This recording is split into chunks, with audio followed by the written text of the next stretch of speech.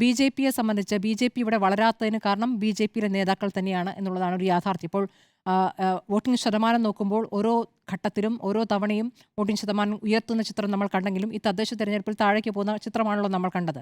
അപ്പോൾ അത് എന്തിൻ്റെ സൂചനയാണ്? ഇപ്പോൾ ഒരു നേതാവ് മാറി പുതിയൊരു സംസ്ഥാന അധ്യക്ഷൻ വരുമ്പോൾ മറ്റു നേതാക്കൾ സഹകരിക്കുന്നുണ്ടോ എന്നൊരു സാഹചര്യം അവിടെ നിൽക്കുന്നു. ഇപ്പോൾ ജയിച്ച, അതായത് ഇടതുപക്ഷത്തിൽ നിന്നും പിടിച്ചെടുത്ത കോർപ്പറേഷൻ്റെ സ്ഥിതി തന്നെ ഇപ്പോൾ നമ്മൾ കാണുകയാണ്. കോർപ്പറേഷനും ജയിച്ചു, മേയറുമായി, പക്ഷെ ഇപ്പോഴും നേതാക്കൾ തമ്മിലുള്ള സംഘർഷം നീങ്ങുന്നില്ല. അത് തുടരുക തന്നെ ചെയ്യും. അപ്പോൾ തിരുവനന്തപുരം വലിയ പ്രതീക്ഷ വയ്ക്കുന്ന ഒരു സ്ഥലം കൂടിയാണ്. പുതിയ അധ്യക്ഷൻ വന്ന ശേഷം തിരുവനന്തപുരത്ത് നേരത്തെ ജിമ്മി പറഞ്ഞതുപോലെ ഇടതുപക്ഷത്തിൻ്റെ മണ്ഡലങ്ങൾ തിരിച്ചു പിടിക്കുമെന്നുള്ള കാര്യമാണ്, അല്ലെങ്കിൽ പിടിച്ചെടുക്കുമെന്നുള്ള കാര്യമാണ് ഇപ്പോൾ ബി.ജെ.പി പറഞ്ഞുകൊണ്ടിരിക്കുന്നത്.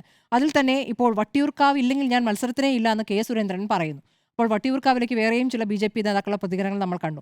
അപ്പോൾ അതാണ് ബി.ജെ.പിയെ സംബന്ധിച്ച് വളരുന്നതിനോട് തടസ്സമാകുന്നത്. അല്ലാതെ ബി.ജെ.പിയുടെ നയങ്ങൾക്കും നിലപാടുകൾക്കൊക്കെ സ്വീകാര്യത ലഭിക്കുന്ന രീതിയിലേക്ക് ഒരു വലിയ വിഭാഗം തന്നെ മാറിയിരിക്കുന്നു എന്നുള്ള ആശങ്കപ്പെടുത്തുന്ന സാഹചര്യം ഇവിടെയുണ്ട്.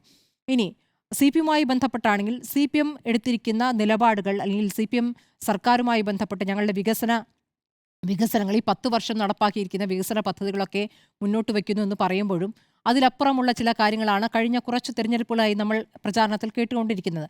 കഴിഞ്ഞ ഉപതെരഞ്ഞെടുപ്പുകൾ തൊട്ട് നമ്മൾ കേൾക്കുന്നു.